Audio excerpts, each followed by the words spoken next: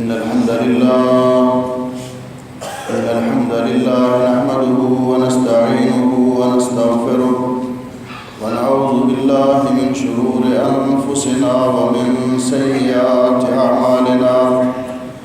من يهده الله فلا مضل له ومن يضلل فلا هادي له وأشهد أن لا إله إلا الله وحده لا شريك له وأشهد أن محمدًا عبده ورسوله يا أيها الذين آمنوا اتقوا الله حق تقاته ولا تموتن إلا وأنتم مسلمون يا أيها الناس اتقوا ربكم الذي خلقكم من نفس واحدة وخلق منها زوجها وبث منهما رجالا كثيرا ونساء واتقوا الله الذي تساءلون به والأرحام إن الله كان عليكم رقيبا يا أيها الذين آمنوا اتقوا الله وقولوا قولا سديدا يصلح لكم أعمالكم ويغفر لكم ذنوبكم ومن يطع الله ورسوله فقد فاز فوزا عظيما اللهم صل على محمد وعلى آل محمد كما صليت على إبراهيم وعلى آل إبراهيم إنك حميد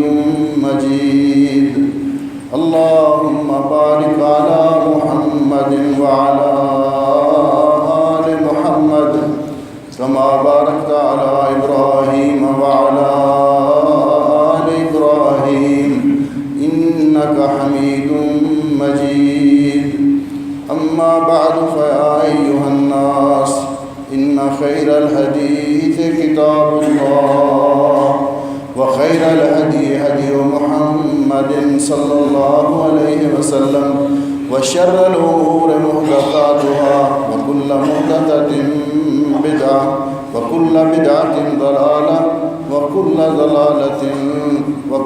ضلالة في النار أعوذ بالله السميع العليم من الشيطان الرجيم وأقم الصلاة طرفي النهار وزلفا من الليل إن الحسنات يذهبن السيئات ذلك ذكرى للذاكرين قابل صد احترام بھائیوں اور احتراموں کے لائق بہنوں، اللہ جل شانہ اپنے بندوں پر ان کی ماؤں سے بھی کہیں بڑھ کر مہربان ہے۔ اس خالق و مالک کو علم ہے کہ اس کے بندوں سے رات دن بہت سی سستیاں اور کوتاہیاں ہوتی ہیں۔ اس مالک نے اسی کے پیش نظر انسان کو بہت سے مواقع ایسے فراہم کیے ہیں کہ انسان اگر تھوڑی سی توجہ کرے اور ان اعمال کو اختیار کرے تو اپنے نامہ اعمال کی سیاہیوں کو دھلوا سکتا ہے، اپنے گناہوں کو اللہ رب العزت کی بارگاہ میں التجا کر کے معافی کر کے اپنے گناہوں کو معاف کروا سکتا ہے، اللہ کے عذاب سے بچ سکتا ہے اور اللہ تعالیٰ کے انعام جنت کا حقدار بن سکتا ہے۔ یہ جو غلطیاں اور کوتاہیاں انسان سے ہوتی ہیں، قرآن و حدیث کی روشنی میں علماء نے ان کو دو قسموں میں تقسیم کیا ہے۔ ایک قسم کے وہ گناہ جنہیں کبیرہ گناہ کہا جاتا ہے، اور کبیرہ گناہ وہ ہوتا ہے کہ جس پر دنیا میں اللہ رب العزت نے کوئی سزا یا حد مقرر کی ہو اور اس کے کرنے والے پر لعنت کی ہو، آخرت میں اس کو سخت سزا کی وعید سنائی ہو۔ حضرت عبداللہ ابن عباس مفسر قرآن رضی اللہ تعالیٰ عنہما فرماتے ہیں کہ بعض اوقات صغیرہ گناہ اس کو اگر بار بار کیا جائے تو وہ بھی کبیرہ بن جاتا ہے، جہاں تک کبیرہ گناہ کا تعلق ہے تو اس کے لیے اللہ رب العزت کی بارگاہ میں سچی توبہ کرنا لازمی ہے، یہ توبہ کے بغیر معاف نہیں ہوتے۔ یا پھر کوئی نان مسلم اگر اسلام قبول کر لیتا ہے تو اسلام قبول کرنے سے اللہ رب العزت اس کے گناہ معاف کر دیتے ہیں۔ کوئی حج کر لیتا ہے، اگر ان گناہوں کا تعلق حقوق و لباد کے ساتھ نہ ہو تو اللہ رب العزت حج کرنے کے ساتھ ان گناہوں کو معاف کر دیتے ہیں۔ ہجرت کو اس دور میں گناہوں کا کفارہ قرار دیا گیا۔ کبیرہ گناہ ان سے معافی کے لیے توبہ کرنا لازمی ہے، اور صغیرہ گناہ چھوٹے موٹے گناہ جو انسان سے ہوتے ہیں نیک اعمال کے ساتھ اللہ رب العزت یہ گناہ معاف کر دیتا ہے۔ قرآن کریم کی آیت مبارکہ جو میں نے آپ کے سامنے تلاوت کی، اس میں اللہ رب العزت یہی ارشاد فرما رہے ہیں وَأَقِمِ الصَّلَاةَ طَرَفَيِ النَّهَارِ وَزُلَفًا مِّنَ اللَّيْلِ، نماز قائم کرو دن کے اوقات میں، رات کے اندھیرے اور تاریکی میں، کیونکہ اللہ رب العزت کے ہاں یہ قاعدہ ہے ان الحسنات یذہبن السیئات، نیکیاں گناہوں کو مٹا دیتی ہیں، نیکیاں گناہوں کو ختم کر دیتی ہیں۔ میرے محترم بھائیوں اور بہنوں، انہی گناہوں کی بخشش کے لیے اللہ رب العزت نے ہمیں یہ بہت پیارا موسم عطا فرمایا، رمضان المبارک، جس کا آج 27واں روزہ ہے۔ رمضان بڑی تیزی سے گزر گیا اور گزرتا چلا جا رہا ہے۔ نبی کریم علیہ الصلوۃ والسلام نے ارشاد فرمایا وَرَمَضَانَ إِلَى رَمَضَانَ كَفَّارَةٌ لِمَا بَيْنَهُمَا، ایک رمضان دوسرے رمضان تک درمیان میں ہونے والے گناہوں کا کفارہ ہے۔ اور رسول اکرم صلی اللہ علیہ وسلم نے ارشاد فرمایا من صام رمضان ایمانا واحتسابا غفر له ما تقدم من ذنبه، جو اللہ کی رضا کے لیے رمضان کے روزے رکھتا ہے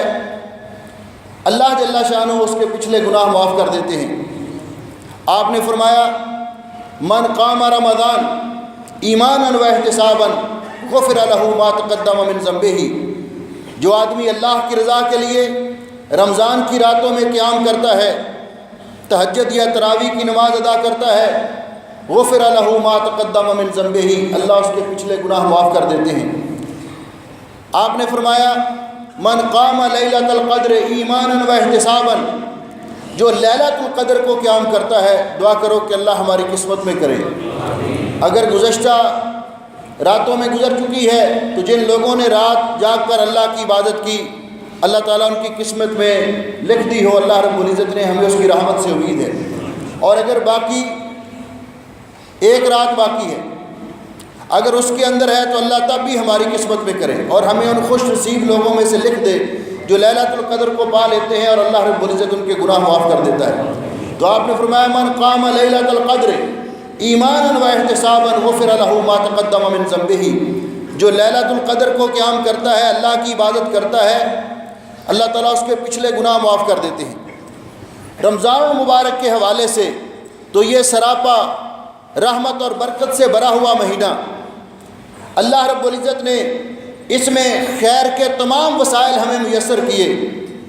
شر اور برائی کے راہ میں تمام رکاوٹیں اللہ رب العزت نے کھڑی کر دی، اور پھر اللہ رب العزت کا ہم شکر ادا کرتے ہیں۔ آپ دیکھتے ہیں کہ اس ملک کے اندر اللہ تعالیٰ اس کو ہر قسم کے شر اور فتنے سے محفوظ رکھے، اپنے حفظ و امان میں رکھے، اور دنیا میں جہاں کہیں مسلمان آباد ہیں اللہ ان کو امن و سکون اور تحفظ نصیب فرمائے، اور تمام بلاد اسلامیہ کو اللہ تعالیٰ اسلام اور امن کا گہوارہ بنائے۔ یہاں آپ محسوس کر رہے ہیں امن و امان کی فضا ہے، رات میں عبادت کرنے کے لیے، دن میں عبادت کرنے کے لیے مساجد میں کتنا بہترین انتظام ہے، اے سی لگے ہوئے ہیں، صاف ستھری مسجدیں، صفائی کا انتظام اور عبادت کا ماحول، انسان کا جی چاہتا ہے عبادت کرنے کو۔ تو یہ ساری کی ساری چیزیں اور اس کے اوپر رمضان کی برکات، جس نے فائدہ اٹھایا وہ تو بڑا ہی سعادت مند اور بڑا خوش نصیب ہے۔ اور اللہ رب العزت نے جس خوش نصیب کے لیے یہ رمضان المبارک کے ایام اور یہ مبارک گھڑیاں، یہ مبارک دن اور راتیں بخشش کا ذریعہ بنا دی، وہ بڑا سعادت مند انسان ہے۔ لیکن جو آدمی اس پیارے موسم سے بھی فائدہ نہیں اٹھا سکا، تمام وسائل میسر ہیں، اور بڑے افسوس کی بات ہے، آپ حیران ہوں گے، ہمیں شاید اس بات کا احساس نہیں، بچہ جب سے بالغ ہو جاتا ہے اس وقت سے اس کا نامہ اعمال، اس کے تمام حرکات و سکنات، تمام افعال و کردار لکھا جاتا ہے، اور قیامت کے دن اس کو اس کا حساب دینا ہوگا۔ لیکن کتنی افسوس کی بات ہے کہ مسجد میں اگر لوگ قیام کر رہے ہوں اور مسجد کے ساتھ والے گراؤنڈ میں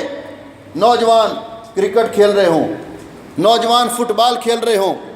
تو آدمی محسوس کرتا ہے کہ شاید ان بیچاروں کو اپنی بخشش کی کوئی ضرورت نہیں، ان کو دنیا میں اللہ نے کھیلنے کودنے کے لیے پیدا کیا ہے، یہ وقت جو ضائع ہو رہا ہے اس کا حساب لینا ہے اللہ رب العزت نے ہر اس بندے سے جو بلوغت کے بعد جتنا عمر بھی جیے گا، مرد ہو یا عورت، اللہ رب العزت نے پوچھنا ہے۔ رسول اکرم صلی اللہ علیہ وسلم نے فرمایا کہ قیامت کے دن انسان اللہ رب العزت کی بارگاہ میں کھڑا ہوگا، اپنی جگہ سے ابھی تک پاؤں نہیں ہلا سکے گا جب تک وہ 5 سوالات کے جواب نہیں دے لے گا۔ ان میں پہلا سوال ان عمرہ فیما افناہ، ذرا اپنی عمر کا حساب دیجئے، عمر کہاں گزاری، عمر کہاں صرف کی، اللہ کی عبادت میں، اللہ کی اطاعت اور فرما برداری میں، یا اللہ کی نافرمانی میں، کھیل اور کود میں، اور اللہ کے فرائض کو برباد کیا یا اللہ تعالیٰ کے احکام پر عمل درآمد کیا۔ عمر کے بارے میں عمومی طور پر سوال ہوگا۔ اور پھر نوجوانوں، ہمارے سب کے لیے یہ انتہائی قابل غور حدیث ہے، دوسرا سوال فوراً اللہ رب العزت کریں گے وَعَنْ شَبَابِهِ فِيمَا أَبْلَاهُ، جوانی کیسے گزاری تھی، جوانی کی عمر کا حساب دو۔ انسان کو یہ احساس دامنگیر ہو تو پھر انسان کوشش کرتا ہے کہ اس کو جو بھی موقع میسر آیا اس سے وہ فائدہ اٹھائے۔ لیکن انسان ہے، اگر کوتاہی ہو چکی ہے، احساس نہیں ہوا، اگر اب احساس ہو گیا ہے تو میرے بھائی اور میری بہنوں، اب بھی انسان اگر پلٹ آئے اللہ رب العزت کی بارگاہ میں،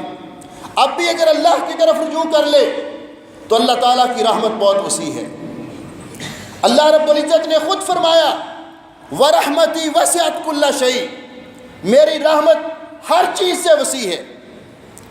نبی کریم علیہ الصلوۃ والسلام اللہ رب العزت کی بارگاہ میں دعا کیا کرتے تھے، اے اللہ تیری رحمت ہمارے گناہوں سے کہیں زیادہ وسیع ہے، تیری رحمت بہت وسیع ہے۔ اس مالک نے ہمیں حکم دیا ہے، اس مالک کا فرمان ہے کہ جس آدمی سے کوتاہی ہو جائے، اس سے غفلت ہو گئی، اس کو ادراک اور شعور نہیں رہا، تو اللہ رب العزت فرماتے ہیں وَمَنْ يَعْمَلْ سُوءًا أَوْ يَظْلِمْ نَفْسَهُ، جس سے کوئی گناہ ہو جائے، اپنی جان پہ ظلم کر بیٹھے، غلطی ہو گئی، انسان ہے، غلطی ہونے کا امکان ہے، انبیاء علیہم السلام کے بعد کوئی غلطی سے معصوم نہیں ہے،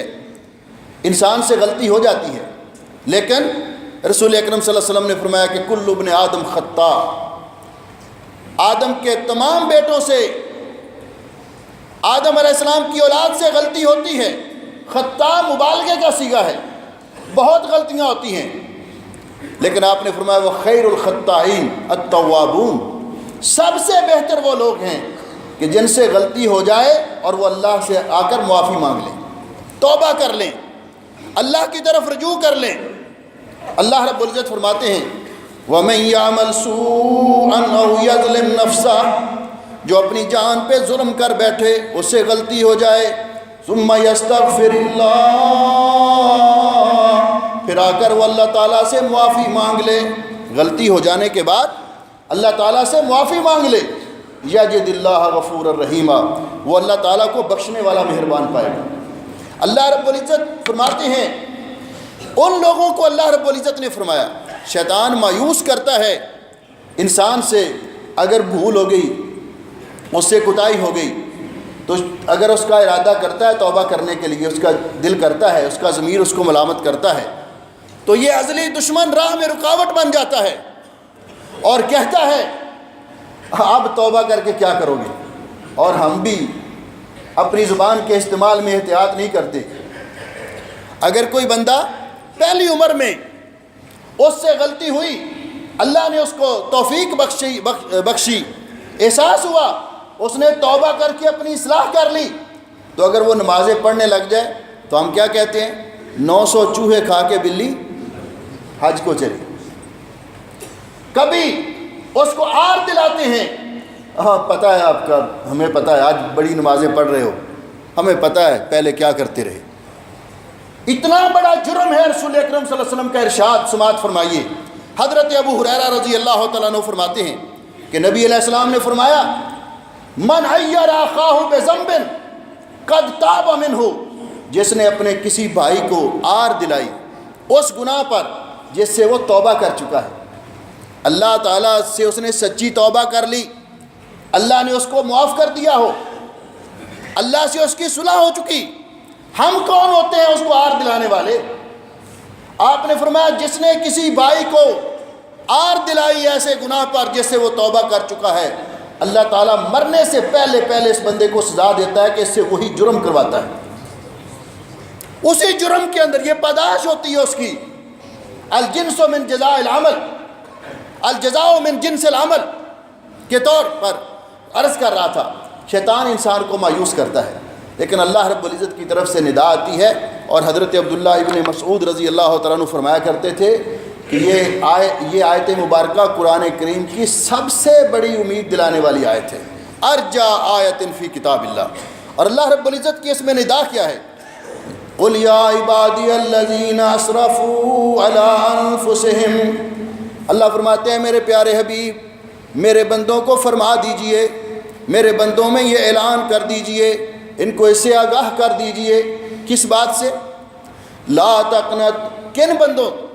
بندوں کو؟ اسرفوا علی انفسہم، جنہوں نے اپنی جانوں پر ظلم کیا، بڑے بڑے گناہ ہو گئے، شرک جیسے گناہ ہو گئے، بڑے بڑے گناہ ہو گئے، انہیں بھی کہا ہے کہ اگر وہ بھی آئیں اور ہماری بارگاہ میں آ کر ندامت کا اظہار کریں، اشک ندامت بہائیں، اپنے گناہوں کی معافی مانگیں، توبہ کر لیں، رجوع کر لیں، اللہ فرماتے ہیں ہم ان کو بھی معاف کر دیں گے۔ قل یا عبادی الذین اسرفوا علی انفسہم لا تقنطوا من رحمت اللہ، اللہ کی رحمت سے مایوس نہ ہوں۔ اللہ کی رحمت، جب اللہ تعالیٰ یہ توفیق دے دے اور جب انسان کو یہ احساس ہو، اور مومن کو گناہوں کا احساس ہونا چاہیے، غلطی کر کے مومن کو یہ احساس ہونا چاہیے۔ اللہ رب العزت نے اہل ایمان کی یہی پہچان بیان کی ہے کہ جب ان سے غلطی ہو جاتی ہے ذکر اللہ، پھر اللہ کو یاد کرتے ہیں اور اپنی ندامت کا احساس کرتے ہیں۔ اللہ رب العزت فرماتے ہیں یہ لوگ، ان کو آواز دی لا تقنطوا من رحمت اللہ، اللہ کی رحمت سے مایوس نہ ہو۔ اللہ رب العزت توبہ کرو گے، سچی توبہ کرو گے تو اللہ رب العزت تمہارے گناہوں کو معاف کر دے گا۔ اور اللہ رب العزت نے قرآن پاک میں حکم دیا ہے گناہ گاروں کو جن سے غلطیاں ہوتی ہیں، یا ایھا الذین آمنوا توبوا الی اللہ توبۃ نصوحا، اے ایمان والو اللہ رب العزت کی بارگاہ میں سچی توبہ کرو۔ آج وقت ہے، ہم سے جو کوتاہی ہوئی رمضان میں ہوئی یا رمضان سے پہلے ہوئی، اپنی پوری زندگی کا حساب کر کے اپنا جائزہ لیں۔ ہر انسان کو پتہ ہے کہ وہ کتنے پانی میں ہے۔ آج موقع ہے، جب تک توبہ کا دروازہ کھلا ہے، اور توبہ کا دروازہ کب تک کھلا ہے؟ حضرت عبداللہ ابن عمر رضی اللہ تعالیٰ عنہما سے روایت ہے، فرماتے ہیں کہ رسول اکرم صلی اللہ علیہ وسلم نے فرمایا ان اللہ یقبل توبۃ العبد ما لم یغرر، انسان کی اللہ تعالیٰ اس وقت تک توبہ قبول کرتا رہتا ہے جب تک وہ اس کی روح حلق تک نہیں پہنچتی، اس پر غرغرہ طاری نہیں ہوتا، موت اس کی آنکھوں میں آنکھیں نہیں ڈال لیتی، اس وقت سے پہلے توبہ کا دروازہ کھلا ہے۔ انسان آئے اللہ رب العزت کی بارگاہ میں سچی توبہ کرے تو اللہ رب العزت فرماتے ہیں اگر سچی توبہ کرنے کے بعد یہ نیک عمل کرتا رہا تو ہم صرف اس کو معاف ہی نہیں کریں گے، بلکہ ہم اس کو یہ بھی اعزاز بخشیں گے فَأُولَٰئِكَ يُبَدِّلُ اللَّهُ سَيِّئَاتِهِمْ حَسَنَاتٍ، کہ ہم ان کے پچھلے گناہوں کو بھی نیکیاں بنا دیں. پچھلے گناہوں کو اگر توبہ کرنے کے بعد پھر وہ گناہ نہ کریں، نیکیاں کرتے رہیں، اور اللہ تعالیٰ پچھلے گناہوں کو بھی نیکیوں میں تبدیل کر دیں. اس لیے میرے بھائیوں اور میری بہنوں، آج وقت ہے ہمارے پاس، ہم اپنا جائزہ لیں، اپنے گریبان میں جھانک کے دیکھیں. توبہ کرنے کے لیے علماء نے شروط بیان کی ہیں. پہلی شرط یہ ہے کہ انسان جس گناہ سے توبہ کرنا چاہتا ہے اس پر ندامت کا اظہار کرے، واقعتاً اس کو غلطی تسلیم کرے کہ مجھ سے غلطی ہوئی، مجھ سے اللہ کی نافرمانی ہوئی، اور سچے دل سے اخلاص کے ساتھ توبہ کرے. دوسری شرط یہ ہے کہ اس گناہ کو فوری طور پر چھوڑ دے. مثال کے طور پر ایک آدمی سودی کاروبار سے توبہ کرنا چاہتا ہے، تو یہ نہیں کہ یہاں بیٹھ کر توبہ اور کاروبار اسی طرح چلتا رہے، اس کی توبہ قبول نہیں. وہ اس کام کو چھوڑ دے. رشوت لینے والا اس جرم سے توبہ کرنا چاہتا ہے، توبہ کرے اور اس جرم کو چھوڑ دے فوری طور پر. جس گناہ سے توبہ کر رہا ہے اس کو ترک کر دے. اور تیسری شرط یہ ہے کہ اللہ رب العزت کے ساتھ وعدہ کرے کہ میں آئندہ یہ گناہ نہیں کروں گا. اللہ رب العزت کی بارگاہ میں عہد کرے اور عزم کرے. اور چوتھی شرط یہ ہے کہ توبہ کا دروازہ بند ہونے سے پہلے توبہ کرے. توبہ کا دروازہ بند ہونے سے پہلے توبہ کرے. یہ وہ گناہ ہیں جن کا تعلق حقوق اللہ کے ساتھ ہے. نمازوں میں کوتاہی کی، زکوٰۃ ادا نہیں کی، حج فرض تھا ادا نہیں کیا، کوتاہی ہوئی. اب اللہ سے معافی مانگے اور وہ کام جس میں کوتاہی کی اس کو کرے. اور اگر اس گناہ کا تعلق حقوق العباد کے ساتھ ہو تو پھر پانچویں شرط یہ ہے کہ جس بندے کے ساتھ معاملہ ہے اس کے ساتھ اپنا معاملہ طے کرے. اگر کسی کا قرض دینا ہے تو قرض ادا کرے. اگر کسی کی توہین اور بے عزتی کی ہے تو اس سے معذرت کرے، معافی مانگے، اس سے اپنا معاملہ کلیئر کرے. اس طرح توبہ کرے گا تو پھر اللہ رب العزت توبہ قبول کرے گا، اور یہ توبہ تو نصوح ہوگی، سچی توبہ ہوگی. کبیرہ گناہوں سے آج ہمارے پاس وقت ہے ہم اللہ رب العزت کی بارگاہ میں اپنے اعمال کا محاسبہ کر کے اللہ کی طرف رجوع کریں. اللہ فرماتے ہیں جب کوئی توبہ کر، اللہ کتنا مہربان ہے. نبی کریم علیہ السلام نے فرمایا، حضرت ابو موسیٰ اشعری رضی اللہ تعالیٰ عنہ سے روایت ہے کہ رسول معظم پیغمبر رحمت علیہ السلام نے فرمایا، ان اللہ یبسط یدہ باللیل لیتوب مسیء النہار ویبسط یدہ بالنہار لیتوب مسیء اللیل. اللہ رب العزت دن میں اپنا دست مبارک دراز کرتے ہیں تاکہ رات کی تاریکی میں گناہ کرنے والا توبہ کر لے، اور رات کو اللہ رب العزت اپنا دست رحمت دراز کرتے ہیں تاکہ صبح کے اجالے میں گناہ کرنے والا اللہ سے معافی مانگ لے، توبہ کر لے. اور جب وہ سچی توبہ کر لیتا ہے اس طرح ہو جاتا ہے، رسول اکرم صلی اللہ علیہ وسلم نے فرمایا، التائب من الذنب کمن لا ذنب لہ. اس کی ہارڈ ڈسک واش ہو جاتی ہے، اس کا پچھلا ڈیٹا کلیئر ہو جاتا ہے. گناہوں سے توبہ کرنے والا اس طرح ہو جاتا ہے جیسے اس نے گناہ کیا ہی نہیں، بشرط یہ کہ توبہ سچی ہو. یہ وہ گناہ جو کبیرہ گناہ ہیں. اس کے علاوہ اللہ رب العزت نے رمضان کے علاوہ ہمیں بہت سارے موقع ایسے فراہم کیے ہیں کہ جو مواقع انسان کی گناہوں کی بخشش کا ذریعہ بنتے ہیں. ان کا میں چند ایک کا تذکرہ کرتا ہوں. پہلی بات کہ گناہ کے بعد نیکی کرنا. رسول اکرم صلی اللہ علیہ وسلم نے فرمایا، جس طرح قرآن پاک کی اس آیت میں اللہ رب العزت نے فرمایا کہ نیکیاں گناہوں کو مٹا دیتی ہیں، آپ نے صحابی کو وصیت فرمائی. آپ نے فرمایا وَأَتْبِعِ السَّيِّئَةَ الْحَسَنَةَ وَأَتْبِعِ السَّيِّئَةَ الْحَسَنَةَ تَمْحُوهَا. اگر گناہ ہو جائے تو اس کے بعد فوراً نیکی کرو، اللہ تعالیٰ اس گناہ کو مٹا دیں گے. آپ کے نامہ اعمال سے اس گناہ کو ڈیلیٹ کر دیں گے، اللہ تعالیٰ مٹا دیں گے. نبی کریم علیہ السلام نے ارشاد فرمایا، ایک بندے سے غلطی ہو جاتی ہے، گناہ ہو جاتا ہے، اس کا ضمیر اس کو ملامت کرتا ہے. یہ دل ہونا چاہیے، یہ ضمیر ہونا چاہیے انسان کے پاس جو اس کو ملامت کرے. اور یہ کب تک رہتا ہے؟ جب انسان کے دل پر گناہوں کا زنگ نہیں چڑھتا. جب گناہوں کا زنگ چڑھ جاتا ہے انسان کے دل پر تو پھر اس کو احساس ہی نہیں ہوتا. رمضان گزرتا جا رہا ہے، ادھر قیام ہو رہا ہے، اور یہ بھائی یا تو چیٹ کر رہا ہے یا آئی فون لے کر کسی گاڑی کے نیچے سر دے کے بیٹھا ہے، مسجد کی سیڑھیوں پہ بیٹھ کر. حیرانگی کی بات ہے اعتکاف کے اندر بھی ہم اس کا اعتراض نہیں کرتے، جس اعتکاف کے اندر نبی علیہ السلام نے فرمایا کہ اعتکاف بیٹھنے والا کسی بیمار کی بیمار پرسی کے لیے بھی نہیں جا سکتا. وہ کسی کی نماز جنازہ میں بھی شرکت نہیں کر سکتا، بغیر کسی ضروری کام کے وہ مسجد سے نہیں نکل سکتا۔ تو اگر یہاں بیٹھ کر چیٹ ہی کرنی ہے، سارا دن کان میں ٹوٹیاں لگا کر گھر والوں سے گپ شپ ہی لگانی ہے، تو اعتکاف کا فائدہ کیا ہے؟ کس لیے بیٹھے ہم؟ اس لیے انسان کو احساس ہو گیا غلطی ہوگی، آپ نے فرمایا وضو کرے، فاحسن وضوءہ، اچھی طرح وضو کیا سنت کے مطابق، کیونکہ خود وضو کرنے سے بھی اللہ رب العزت انسان کے گناہ معاف کر دیتے ہیں۔ لیکن وضو کون کرتا ہے؟ جو نمازوں کا پابند ہے۔ پت جھڑ کا موسم تھا، حضرت سلمان فارسی رضی اللہ تعالیٰ عنہ بیان کرتے ہیں کہ میں ایک سفر میں رسول اکرم صلی اللہ علیہ وسلم کے ساتھ تھا، تو نبی علیہ السلام ایک درخت کے پاس گئے، پت جھڑ کا موسم تھا، آپ نے اس درخت کی ٹہنی کو پکڑا اور اس کو ہلایا، اس کے سارے پتے گر گئے۔ آپ نے فرمایا سلمان دیکھا اس ٹہنی پر کوئی پتا باقی نہیں رہا؟ کہا جی میں نے دیکھا۔ آپ نے فرمایا جب کوئی بندہ مسلم، بندہ مومن سنت کے مطابق وضو کرتا ہے، اللہ تعالیٰ اسی طرح اس کے گناہ جھاڑ دیتے ہیں۔ وضو کیا، اس کے بعد فرمایا فصلی رکعتین، پھر وہ 2 رکعت نماز پڑھے خشوع و خضوع کے ساتھ، اور پھر اللہ تعالیٰ سے اپنے گناہوں کی معافی مانگے، اللہ اس کے گناہوں کو معاف کر دیتے ہیں۔ گناہوں کے بعد نیکی کرنا۔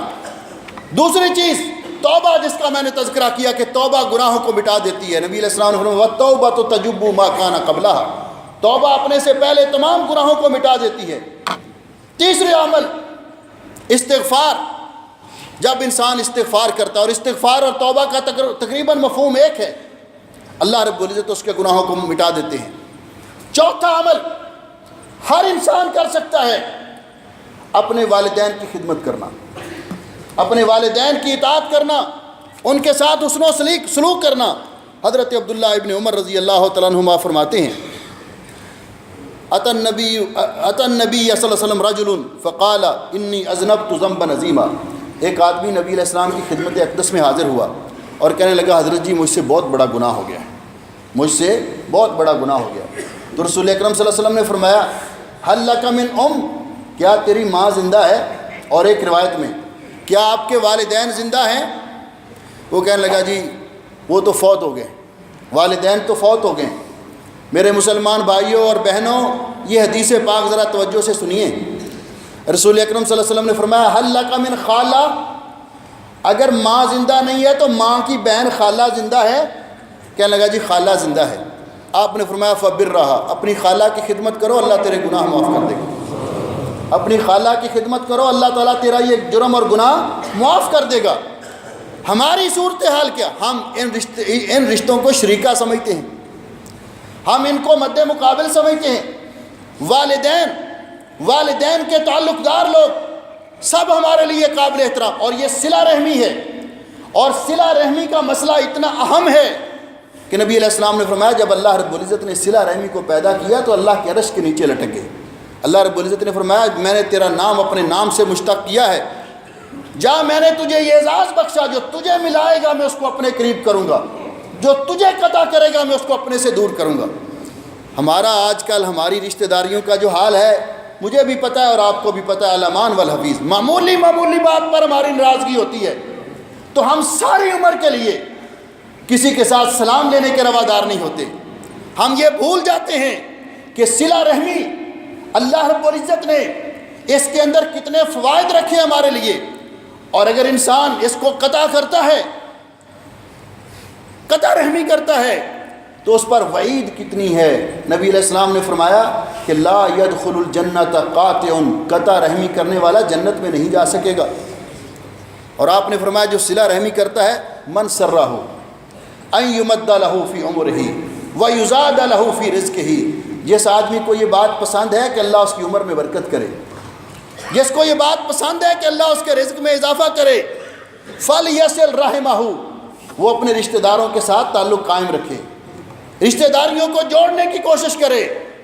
صحابی نے بیان کیا، عرض کیا نبی علیہ السلام کی خدمت میں حضرت جی جو رشتہ دار ہمیں ملتے ہیں ہم ان کو ملتے ہیں، جو نہیں ملتے تو ہم کیا کریں؟ آپ نے فرمایا یہ صلہ رحمی نہیں ہے، صلہ رحمی یہ ہے سل من قطع کا، جو آپ سے تعلق توڑتا ہے آپ اس سے تعلق جوڑیں۔ اگر جو آپ کو ملا آپ اس کو ملے تو یہ تو عدلے کا بدلہ ہو گیا، یہ صلہ رحمی نہیں ہے۔ صلہ رحمی یہ ہے کہ جو آپ سے تعلق توڑے آپ اس کے ساتھ تعلق کو جوڑیں۔ میرے بھائیوں اور میری بہنوں، یہاں پہ ایک گزارش کرنا چاہوں گا۔ آج کسی نے جا کر الحمدللہ روزہ ہے سب نے رکھا، اللہ قبول فرمائے، تو کسی نے جا کر میرے خیال یہ کوئی غدا وغیرہ کا سسٹم تو ہے نہیں، تو آج آپ میرے پاس ہیں انشاءاللہ، تو آج اطمینان سے بیٹھیے، بہت ساری باتیں آپ بھائیوں سے اور بہنوں سے کرنا چاہتا ہوں، شاید بقید زیست یہ ساتھ نہ آ سکے۔ تم داستان شوق سنو اور سنائیں ہم، رمضان کے مبارک لمحات میں شاید کوئی بات ہمارے دل میں اتر جائے اور ہماری نجات کا ذریعہ بن جائے۔ اس لیے عید آنے والی ہے، اللہ تعالیٰ نے جس طرح بخیر و عافیت سے ہمیں رمضان نصیب کیا، اسی طرح اللہ جل شانہ بخیر و عافیت سے عید بھی ہماری قسمت میں کرے۔ اور عید بالکل قریب ہے، عید خوشی کا نام ہے، اور نبی علیہ السلام نے فرمایا کہ روزے دار کو اللہ تعالیٰ دو خوشیاں نصیب کرتا ہے۔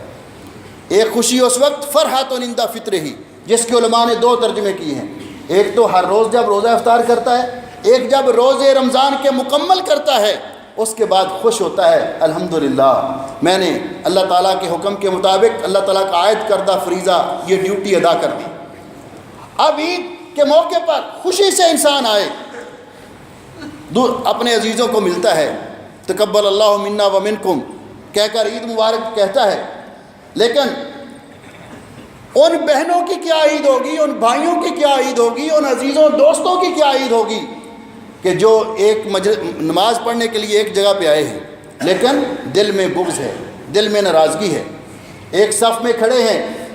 غیروں کو دوسروں کو جو عام تعلق دار مسلمان ان کو تو جپے مار رہے ہیں،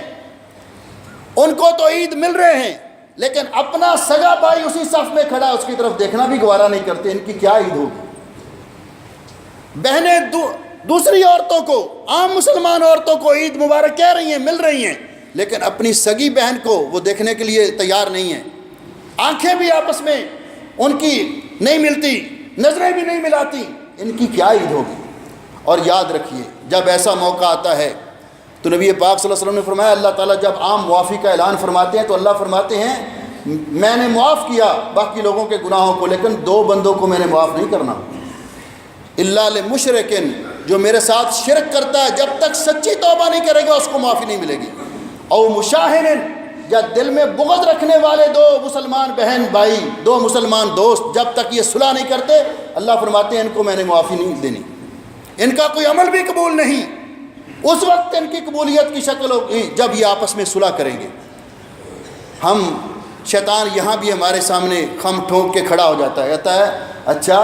رسول اکرم صلی اللہ علیہ وسلم نے فرمایا کہ جو صلح کے لیے آگے بڑھتا ہے اللہ اس کو عزت عطا کرتا ہے، جو اس کی بات کو نہیں مانتا اس دونوں کا وبال اس پہ پڑتا ہے۔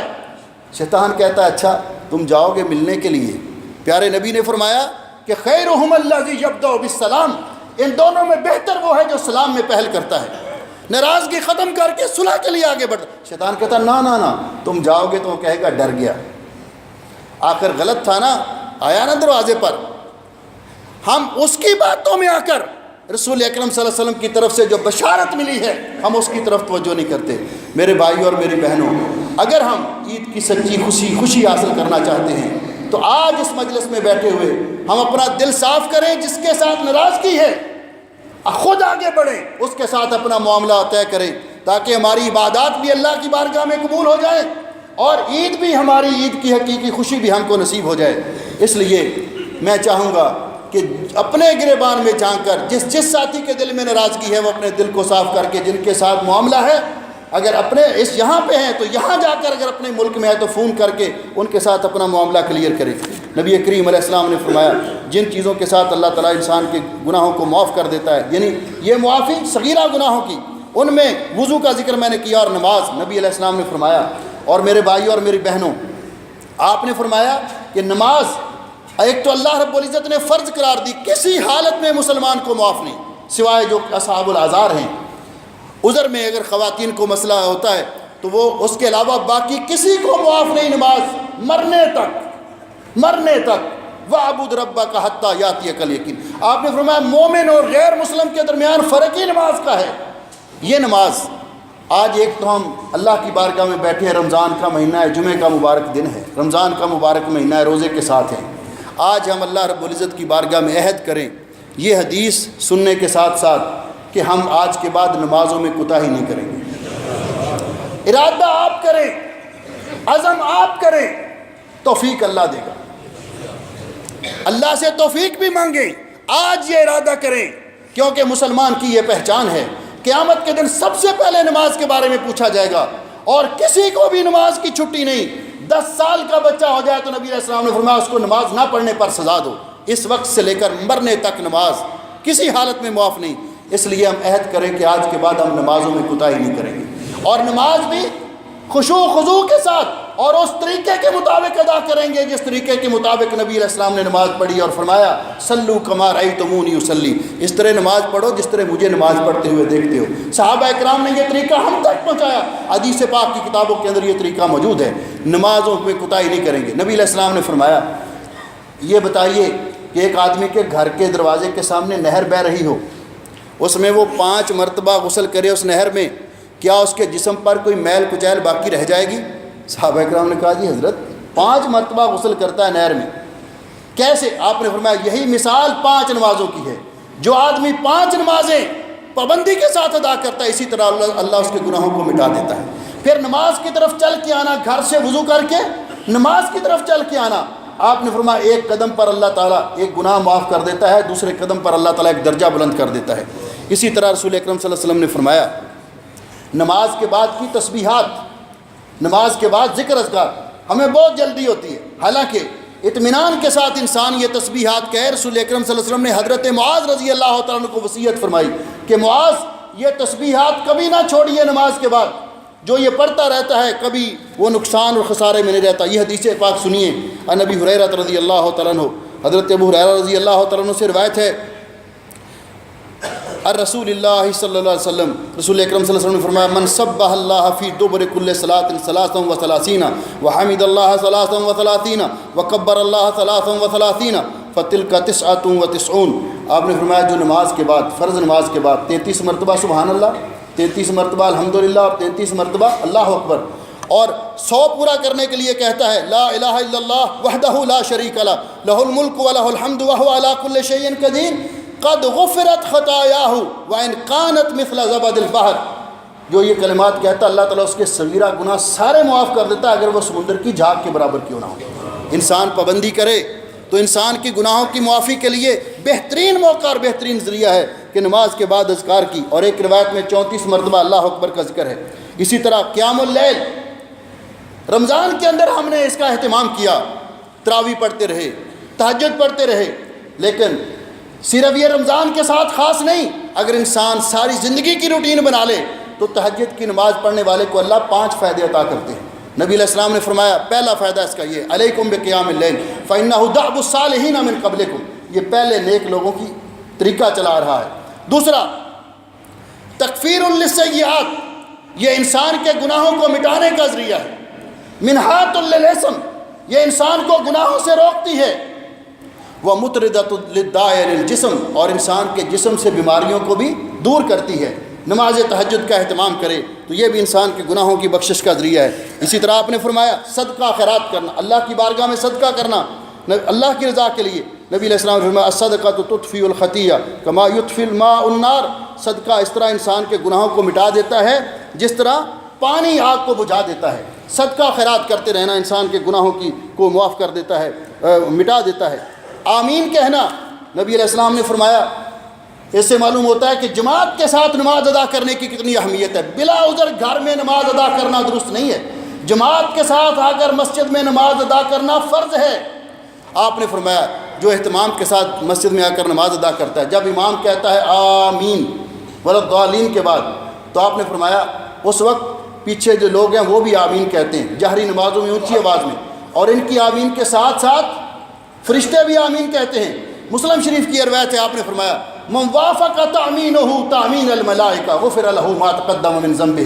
جس کی آمین فرشتوں کی آمین کے ساتھ موافق ہو گئی، اللہ جل شانہ اس کے پچھلے سارے گناہ معاف کر دیتا ہے۔ اسی طرح رسول اکرم صلی اللہ علیہ وسلم نے فرمایا العمرۃ الی العمرہ کفارۃ لما بینہما، ایک عمرہ دوسرے عمرے تک، عمرہ کر کے آتا ہے انسان،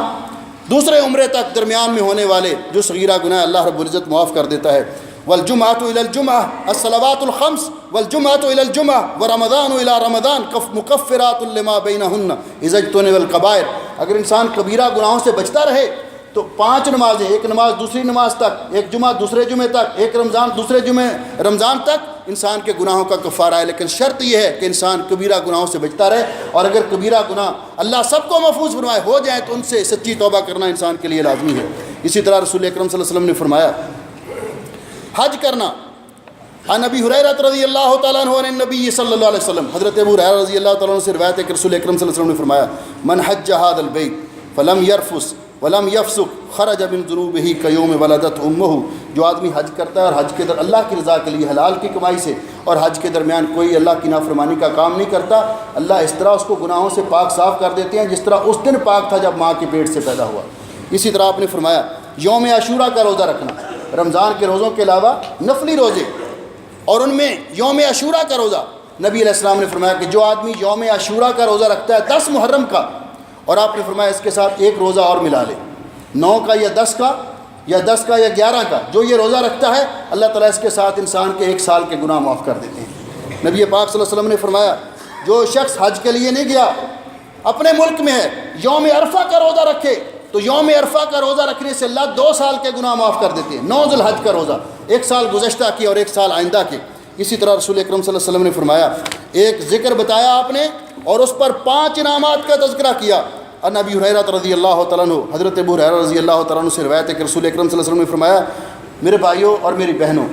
یہ ذکر بہت اہم ہے، یہ کلمات یاد کر لیجئے اور روٹین بنائیے کہ صبح 100 مرتبہ اور 100 مرتبہ شام کو یہ کلمات ہم پڑھیں گے. اور یہ کلمات کیا ہیں؟ رسول اکرم صلی اللہ علیہ وسلم نے فرمایا کہ من قال لا الہ الا اللہ وحدہ لا شریک لہ لہ الملک ولہ الحمد وہو علی کل شیء قدیر فی یوم 100 مرہ. جو آدمی یہ کلمات لا الہ الا اللہ وحدہ لا شریک لہ لہ الملک ولہ الحمد وہو علی کل شیء قدیر دن میں 100 مرتبہ پڑھتا ہے، اللہ تعالیٰ اس کو کیا انعام دیتے ہیں؟ آپ نے فرمایا اللہ تعالیٰ پہلا انعام اس شخص کو یہ دیتے ہیں کانت لہ عدل 10 رقاب، 10 غلام آزاد کرنے کے برابر اس کو ثواب ملتا ہے. وَكُتِبَ لَهُ 100 حسنہ، اللہ اس کے نامہ اعمال میں 100 نیکی لکھ دیتے ہیں. وَمُحِيَتْ عَنْهُ 100 سیئہ، اور اللہ تعالیٰ اس کے 100 گناہ مٹا دیتے ہیں، 100 غلطیاں معاف کر دیتے ہیں. وَقَانَتْ لَهُ حِرْزًا مِنَ الشَّيْطَانِ يَوْمَهُ ذَلِكَ حَتَّى يُمْسِي، اور صبح سے لے کر شام تک اللہ تعالیٰ شیطان کی شر سے انسان کو بچاتا ہے. اور 5واں انعام کہ اس دن اس کا عمل سب کے عمل سے افضل ہوتا ہے اللہ کہ کوئی اس جیسا عمل کر لے. یہ کلمات ہمیں زندگی کی روٹین بنانی چاہیے. اسی طرح حضرت ابو ہریرہ فرماتے ہیں نبی علیہ السلام نے فرمایا جو آدمی 100 مرتبہ یہ کلمات کہتا ہے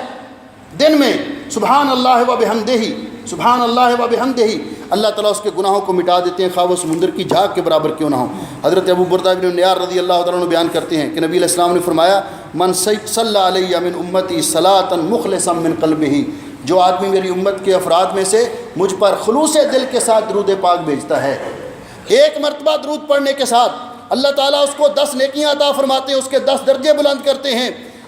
اور اللہ رب العزت اس کے 10 گناہ مٹا دیتے ہیں اور اس پر اپنی 10 رحمتیں نازل فرماتے ہیں.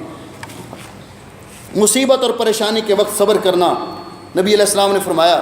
کہ ما من شیء یصیب المؤمن من نصب ولا حزن ولا وصب حتى الحم یحمہ الا یکفر اللہ عنہ بہ سیئاتہ. جس آدمی کو کوئی مصیبت پہنچتی ہے، بیماری، تنگی، حتیٰ کہ ذہنی ٹینشن بھی اگر اس کو پہنچتی ہے اور اس پر وہ صبر کرتا ہے، اللہ تعالیٰ اس کے بدلے مومن کے گناہوں کو معاف کر دیتے ہیں. اس لیے مصیبت آئے تو انسان کو اس پہ صبر کرنا چاہیے. آپ نے فرمایا جو شخص اللہ کی راہ میں شہید ہوتا ہے اللہ تعالیٰ اس کے سارے گناہ معاف کر دیتے ہیں سوائے قرض کے.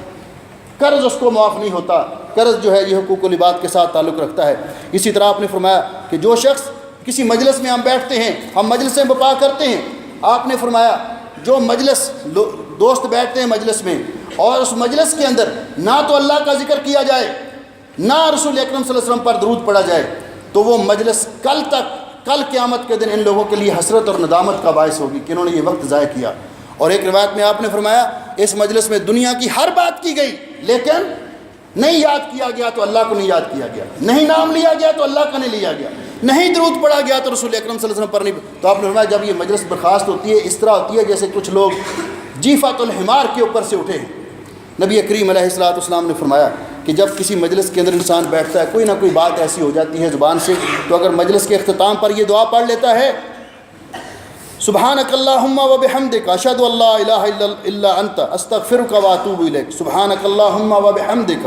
اشہد ان لا الہ الا انت استغفرک و اتوب الیک، تو اللہ رب العزت اس مجلس میں ہونے والی غلطیاں اور گناہوں کو معاف کر دیتے ہیں۔ اس لیے میرے بھائی اور میری بہنوں، اللہ نے بہت مواقع دیے ہمیں اپنے گناہوں کی بخشش کے لیے، ہمیں اہتمام کرنا چاہیے اور اس کی فکر ہونی چاہیے کہ ہم گناہ گار ہیں، ہم سے غلطیاں ہو جاتی ہیں، ہم وہ اعمال کریں جن کے ذریعے اللہ ہمارے گناہوں کو معاف کر دے، اور قیامت کے دن ہم اپنے نامہ اعمال میں گناہوں کی سیاہی لے کر نہ جائیں بلکہ نیکیاں لے کر جائیں، اللہ کی خوشنودی اور رضامندی کے اعمال لے کر جائیں۔ اللہ تعالیٰ اس رمضان کو بھی ہمارے لیے بخشش اور مغفرت کا ذریعہ بنائے، رمضان میں کی جانے والی عبادات کو اللہ قبول فرمائے، اور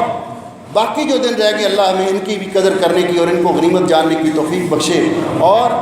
زندگی میں بار بار اللہ تعالیٰ ایسے موسم نصیب فرمائے۔ اقول قولی ھذا استغفر اللہ لي ولکم ولسائر المسلمین۔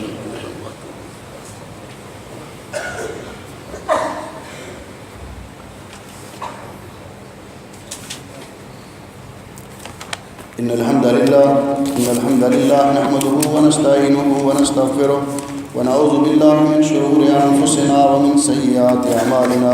من يهده الله فلا مضل له ومن يضلل فلا هادي له، وأشهد أن لا إله إلا الله وحده لا شريك له، وأشهد أن محمدا عبده ورسوله، أما بعد۔ محترم بھائیو اور بہنوں،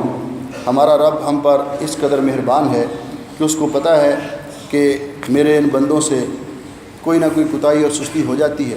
تو اللہ تعالیٰ نے روزے کے اندر ہونے والی جو سستی اور کوتاہی ہے اس کو پورا کرنے کے لیے، روزے کے اندر کمی اور کوتاہی کو دور کرنے کے لیے اللہ تعالیٰ نے ہم پر صدقۃ الفطر فرض کیا ہے۔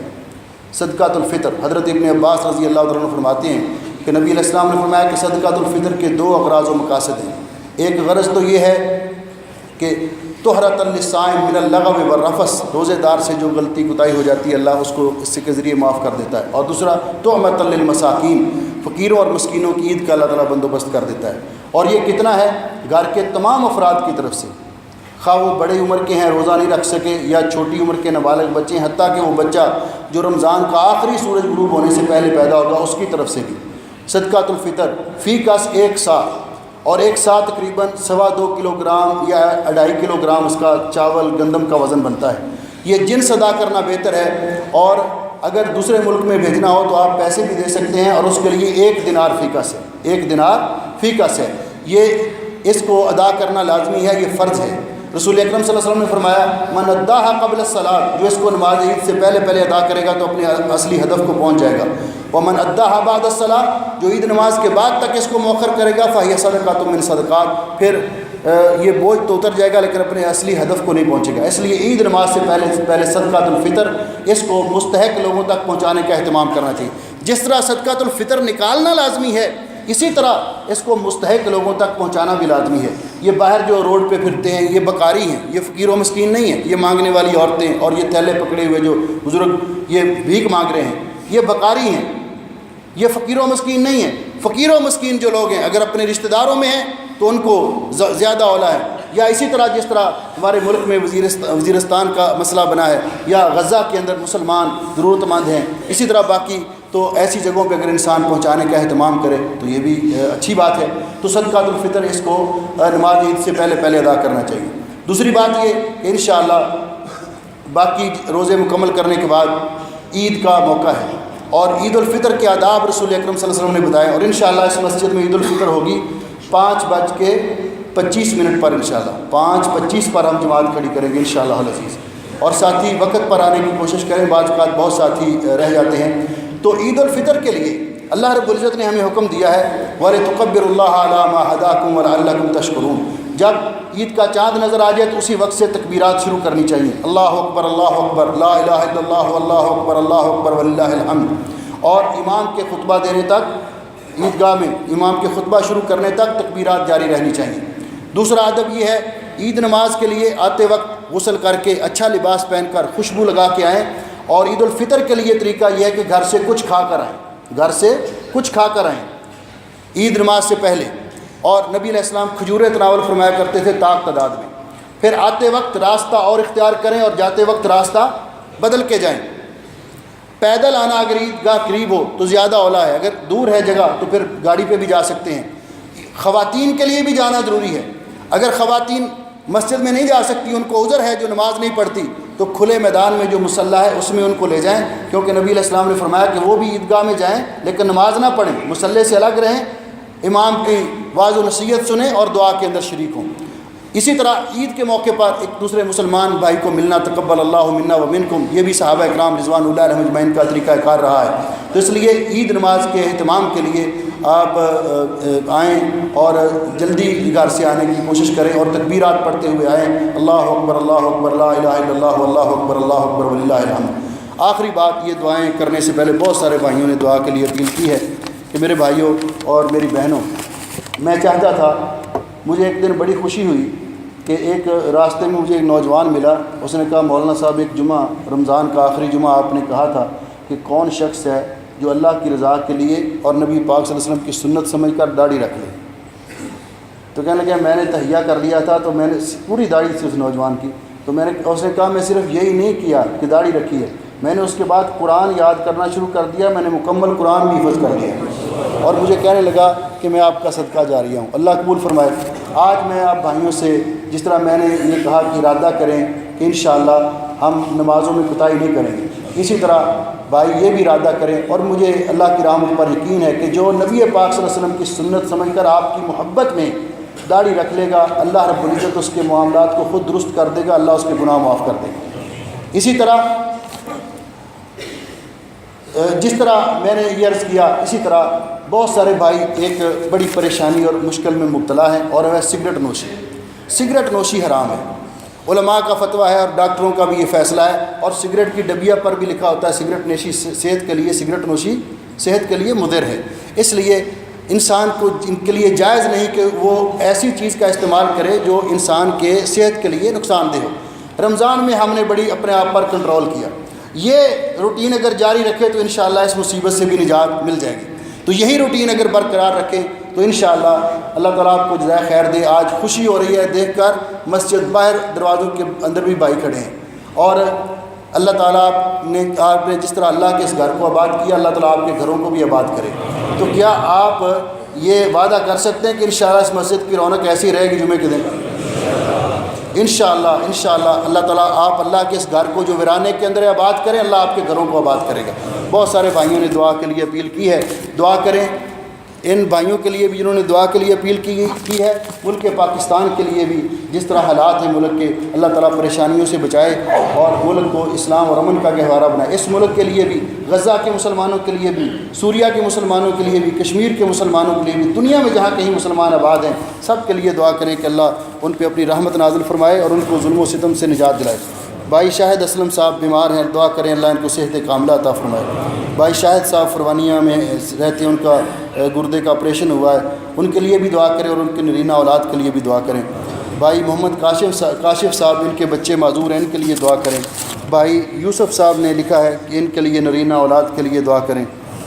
ایک ساتھی نے لکھا ہے کہ ان کے تمام اہل خانہ کے لیے دعا کریں۔ محمد عالم صاحب کے لیے خاص دعا کریں، خاصی مالی پریشانی ہے۔ عثمان منور حسین، عمر 19 سال، کینسر کے مرض میں مبتلا ہے، دعا کریں اللہ اس کے بچے کو شفا عطا فرمائے۔ صدقۃ الفطر کتنے دینار ہے؟ یہ میں نے بتایا کہ 1 دینار فی کاسے۔ جمعرات کی رات کو کراچی کے عبدالرزاق کی میت روانہ کر دی گئی اور پاکستان میں اس کی بیوی فوت ہو گئی ہے، اور ان دونوں میاں بیوی کو ایک ساتھ، اللہ ان دونوں کی مغفرت فرمائے۔ یہ کیا ہے؟ مسز اختر اور اختر کی صحت یابی کے لیے دعا کریں۔ ایک ساتھی نے لکھا ہے کہ اولاد کے لیے دعا کریں کہ اللہ تعالیٰ اولاد کو فرما بردار بنائے۔ سب کے لیے دعا کریں، اور یہ دعا اب بھی اور جب رمضان دعاؤں کی قبولیت کا موقع ہے، روزے کی حالت میں بھی، افطاری کے وقت بھی، رات کے اوقات میں بھی یہ دعائیں کریں سب مسلمان ایک دوسرے کے لیے، اور اللہ تعالیٰ ہم سب کی دنیا اور آخرت بہتر بنائے۔ ان اللہ و ملائکتہ یصلون علی النبی یا ایھا الذین آمنوا صلوا علیہ وسلموا تسلیما اللهم صل علی محمد وعلی آل محمد کما صلیت علی ابراہیم وعلی آل ابراہیم انک حمید مجید اللهم بارک علی محمد وعلی آل محمد کما بارکت علی ابراہیم وعلی آل ابراہیم انک حمید مجید ربنا ظلمنا انفسنا وان لم تغفر لنا وترحمنا لنكونن من الخاسرین۔ الہ العالمین اپنے فضل و رحمت سے ہمارے گناہ معاف فرما، اے اللہ ہماری غلطیاں معاف فرما، اے ہمارے رب رحیم و کریم، جس طرح تو نے یہ رمضان ہماری قسمت میں کیا، اللہ اس رمضان کو ہمارے لیے بخشش اور مغفرت کا ذریعہ بنا، ہمارے روزے قبول فرما، راتوں کا قیام قبول فرما، قرآن کی تلاوت قبول فرما، ہماری دعائیں قبول فرما، اور اللہ باقی زندگی بھی اس طرح اپنے فضل و رحمت سے ہمیں اپنی اطاعت اور فرما برداری کی توفیق نصیب فرما۔ الہ العالمین ہمارے والدین کے حال پہ رحم فرما، ان میں جو بیمار ہیں ان کو صحت و عافیت عطا فرما، صحت کاملہ عطا فرما، اور ہمیں ان کی خدمت کر کے جنت حاصل کرنے کی توفیق نصیب فرما، جو فوت ہو گئے ان کی مغفرت فرما، اللہ تمام فوت شدہ مسلمانوں کی مغفرت فرما، ان کی قبریں جنت کے باغیچے بنا، اے اللہ جتنے مسلمان بہن بھائی چھوٹے بڑے بیمار ہیں سب کو شفائے کاملہ عطا فرما، اے اللہ رمضان کا مہینہ ہے، روزے کے ساتھ ہیں، جمعے کا دن ہے، اور تیرے پیارے حبیب صلی اللہ علیہ وسلم نے فرمایا کہ تو روزے داروں کی دعا کو رد نہیں کرتا، اللہ ہماری دعا قبول فرما، ہمارے تمام بیمار مسلمانوں کو شفائے کاملہ نصیب فرما، پریشان مسلمانوں کی پریشانیاں دور فرما، قرضوں کے بوجھ تلے دبے ہوئے روزگار کی وجہ سے پریشان مسلمان، اللہ سب کی پریشانیاں دور فرما، اپنے فضل و رحمت سے ہم سب کو رزق حلال عطا فرما، اتنا عطا فرما کہ ہم تیرے سوا کسی کے محتاج نہ رہیں، اے اللہ اپنے فضل و رحمت سے تو نے جو ہمیں عطا کیا اس میں برکت عطا فرما، اے اللہ ہماری اولادوں کو نیک بنا، اللہ اولاد تیری بہت بڑی نعمت ہے، جس طرح تو نے ہمیں اولاد کی نعمت سے نوازا ہے، ہماری اولادوں کو نیک بنا، ہماری اولادوں کو اپنے فرما بردار بنا، ہماری اولادوں کو ہماری آنکھوں کی ٹھنڈک بنا، دنیا اور آخرت میں ہماری کامیابی اور نیک نامی کا ذریعہ بنا، اللہ ہمیں بھی ہماری اولادوں کو ہمارے اہل و عیال سب کو ہر قسم کی دکھوں پریشانیوں سے محفوظ فرما، الہ العالمین یہاں پہ ہماری حفاظت فرما، اور ہمارے اپنے اپنے وطنوں میں ہمارے اہل و عیال عزیز و اقارب کی حفاظت فرما، اے اللہ جو مسلمان بے اولاد ہیں اولاد کی نعمت کو ترس رہے ہیں، اے مالک و خالق تیرے خزانے میں کوئی کمی نہیں، بے اولاد مسلمانوں کو نیک اور صالح اولاد نصیب فرما، اے اللہ بے اولاد مسلمانوں کو نیک اور صالح اولاد نصیب فرما، اللہ ہم نے تجھ سے مانگا ہے، تیرے سوا کوئی اولاد دینے والا نہیں، تیرے سوا کوئی دعائیں قبول کرنے والا نہیں، اللہ ہماری دعا قبول فرما، اور ہمارے بے اولاد مسلمان بہن بھائیوں کو نیک اور صالح اولاد نصیب فرما، الہ العالمین اپنے فضل و رحمت سے ہماری دنیا بھی بہتر بنا اور ہماری آخرت بھی بہتر بنا، اے اللہ دنیا میں جہاں کہیں مسلمان مظلوم ہیں ان کی مدد فرما، اے اللہ غزہ میں، سوریہ میں، عراق میں، کشمیر میں، برما میں، ہر جگہ جہاں بھی مسلمان ظلم و ستم کی چکی میں پس رہے ہیں، اللہ ان کو ظلم و ستم سے نجات دلا، اسلام کو غلبہ نصیب فرما، کفر کو صفحہ ہستی سے مٹا، اے اللہ اس ملک کی بھی اور تمام بلاد اسلامیہ کی حفاظت فرما، اے اللہ اس ملک کی بھی اور تمام بلاد اسلامیہ کی حفاظت فرما، اللہ ہمارے دلوں میں الفت اور محبت پیدا کر دے، ہمیں اپنے نیک بندوں میں داخل فرما دے، الہ العالمین تیرے پیارے حبیب صلی اللہ علیہ وسلم نے فرمایا ہے کہ تو رمضان کی ہر رات کو بہت سے لوگوں کو جہنم سے آزاد کرتا ہے، اللہ ہمارا نام بھی ان خوش نصیبوں میں لکھ دے جن کو تو جہنم سے آزاد کرتا ہے، اور ہمیں جنت الفردوس کے وارث بنا، الہ العالمین جس طرح تو نے ہمیں یہاں اپنے گھر میں جمع فرمایا ہے اسی طرح ہمیں اپنے جنت الفردوس میں جمع فرما، اللہ جس طرح تو نے ہمیں یہاں جمع کیا ہے اسی طرح ہمیں جنت الفردوس میں جمع فرما، الہ العالمین اپنے پیارے حبیب کی شفاعت کے حقدار بنا، اپنے پیارے حبیب کے پاس حوض سے پانی نصیب فرما، اے اللہ ہمیں حوض کوثر کا جام نصیب فرما، اور اپنے پیارے حبیب مکرم صلی اللہ علیہ وسلم کی معیت میں جنت الفردوس عطا فرما، الہ العالمین تیرے سوا کوئی دعاؤں کو سننے والا نہیں، ہم نے تیرے سامنے التجا پیش کی، اللہ ہماری دعا کو قبول فرما، ربنا آتنا فی الدنیا حسنہ وفی الآخرۃ حسنۃ وقنا عذاب النار، الہ العالمین میرے یہ بھائی اور میری یہ بہنیں تجھ سے امیدیں وابستہ کر کے بیٹھے ہیں، بھائیوں نے روزے بھی رکھے اور دن میں سخت مزدوری بھی کی، بہنوں نے روزے بھی رکھے، اپنے گھر کا انتظام بھی کیا، سحری و افطاری کا انتظام بھی کیا، اللہ سب کی نیکیاں قبول فرما، سب پہ راضی ہو جا، ایسا بابرکت موسم زندگی میں ہمیں بار بار نصیب فرما، اللہ ہمارا خاتمہ ایمان پہ کرنا، اے اللہ ہمارا خاتمہ ایمان پہ کرنا، ہمیں موت کی سختیوں سے بچانا، قبر کے عذاب سے بچانا، حشر کے عذاب سے بچانا۔ الہ العالمین ہم سب کو جنت الفردوس کے وارث بنا۔ اے اللہ ہم سب پہ راضی ہو جا، ہم سے جو سستی اور کوتاہی ہوئی اللہ تو ہمارے اعمال کو ہم سے بھی زیادہ جاننے والا ہے، ہمیں در پردہ ہی معاف کر دے۔ اللہ ہم پہ راضی ہو جا، ہمیں معاف کر دے، ہمیں اپنے نیک بندوں میں داخل فرما۔ ربنا تقبل منا انک انت السمیع العلیم وتب علینا انک انت التواب الرحیم۔ سبحان ربک رب العزة عما یصفون وسلام علی المرسلین والحمد للہ رب العالمین۔ صف